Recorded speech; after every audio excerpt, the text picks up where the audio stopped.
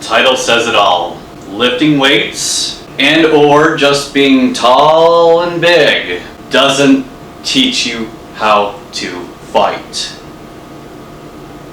Just because you're strong doesn't mean you're gonna win a fight.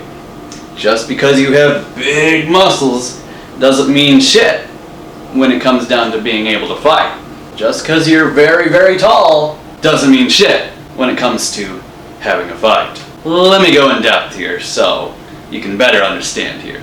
So there's this misconception still out there that I don't know if it's ignorance, willful ignorance, being unaware, not being self-aware. I don't know what it really is because you have all of this information out on the internet, right? And just general information and logical thought, common sense, critical thinking, so on and so forth, right? You have all these different things going for you, but yet humans, especially the younger ones, but even adults older than me, have this false belief, this false ideology that if someone's tall, wide, meaning fat, or muscularly wide, that this instantaneously means they're a championship fighter and they'll beat your ass every time. Hell, they could be muscularly big and really tall, right? And that's like apparently the ultimate combination. And for this reason, females particularly go for these tall,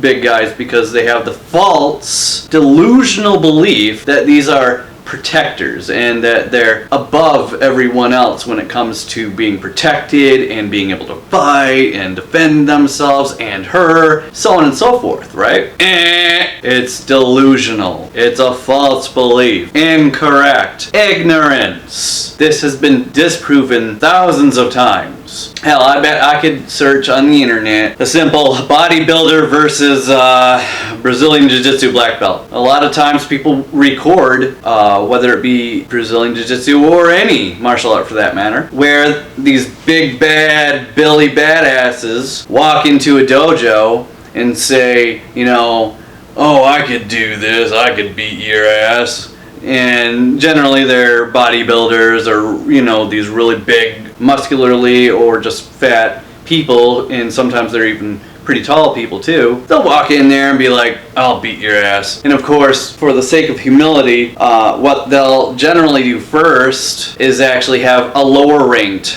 individual. I've seen it both ways actually, where they have like a purple belt versus the guy first, or in other cases they'll have a black belt or the head dojo, you know, master, Sifu or otherwise, go against them first, and then they switch, obviously. So after the purple belt wins, then the black belt goes, and after the black belt goes, then the purple belt goes, you know, that kind of thing. But either way, it's always the same result. Always. Every single time. The bodybuilder, the strong man, the fat man, the tall man loses. Not only do they lose, but they definitively lose. There's no if, whats, buts, or about it. Definitive. No questions asked. Hands fucking down.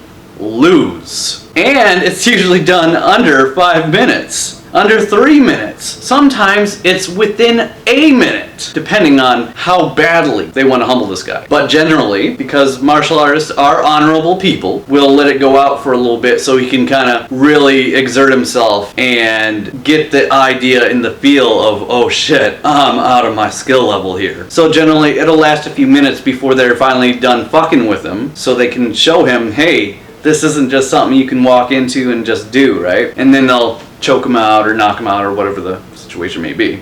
Striking or, you know, submission. Sometimes, like I said before, they'll just go instantly for the kill to show that, hey, you ain't shit, bro, for the instantaneous humble. But most times, egotists will come up with prideful excuses, as they're called. So it generally helps to let it go out and about for a while so he gets exhausted, and so he can't really come up with all too many excuses, because when you're going on for, I don't know, 5 minutes or so, you have plenty of time to get a win in.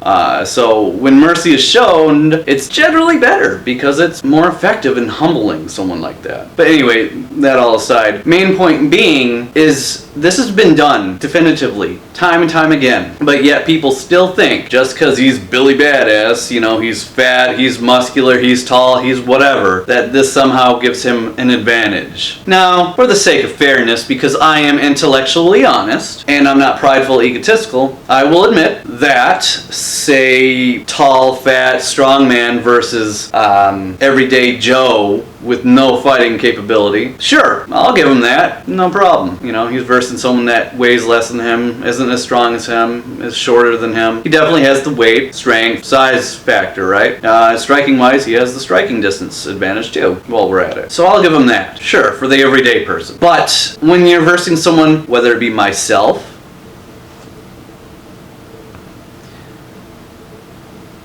or any other martial artist above, say, yellow belt or what I will call mid-range. So they're not a white belt, even though white belts can kick ass more efficiently than someone who hasn't ever stepped in a dojo, but generally they're still learning, right? So in yellow belt is the one level above for most.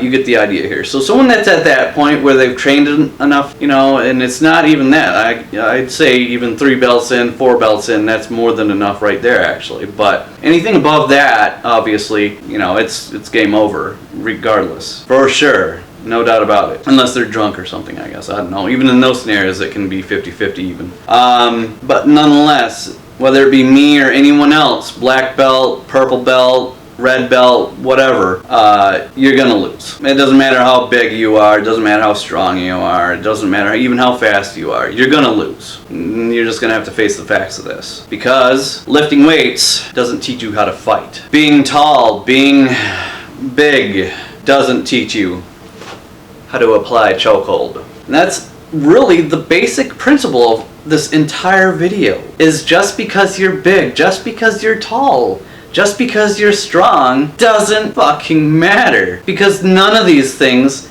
teaches you how to punch or make people tap out. It doesn't show you how to apply a chokehold. It doesn't show you how to punch. It doesn't show you how to fight. It doesn't train you how to fight. It doesn't show you anything at all. It just means you're tall. It just means you're fat. It just means you're muscular. It just means you're big. It just means that you can lift heavy things. That's it. So what I'm getting at is basically when you're against someone that knows how to actually fight, you're a nobody. Regardless of your body size, regardless of how tall or short you are, regardless of how strong you are or weak you are. None of these things matter.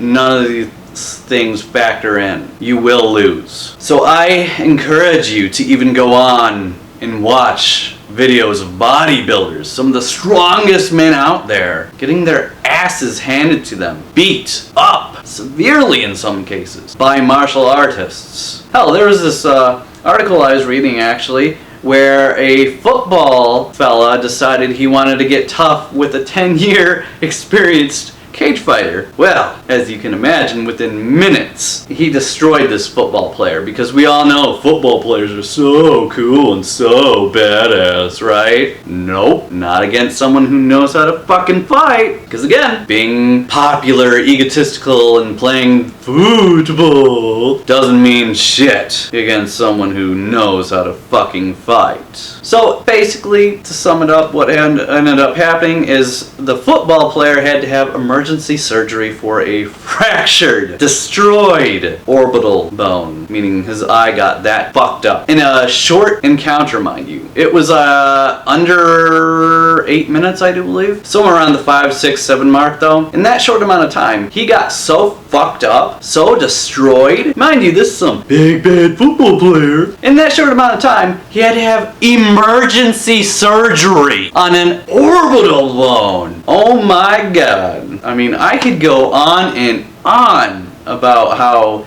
size, strength, and width and height don't fucking matter when it's someone against of my caliber or any other martial artist that's been training more than, say, a year or two. You will lose, and that's all there is to it, right? So I just want to put my information out there. You know, I'm trying to do my part here to debunk, destroy, get rid of this myth that just because someone's big, strong, tall, etc. means that there's some sort of scary, Billy Badass guy that's gonna win a fight. You could not be any more wrong. Holy shit. So again, I end on a note. Get rid of the belief, this false myth, this delusion that just because someone's tall, big, whether it be fat or muscular, and very strong, means that they're a good fighter or that they're dangerous or whatever. No. Lifting weights does not teach you how to fight. Being tall doesn't teach you how to fight. Being strong doesn't teach you how to fight. And that's all I gotta say. So, until next time.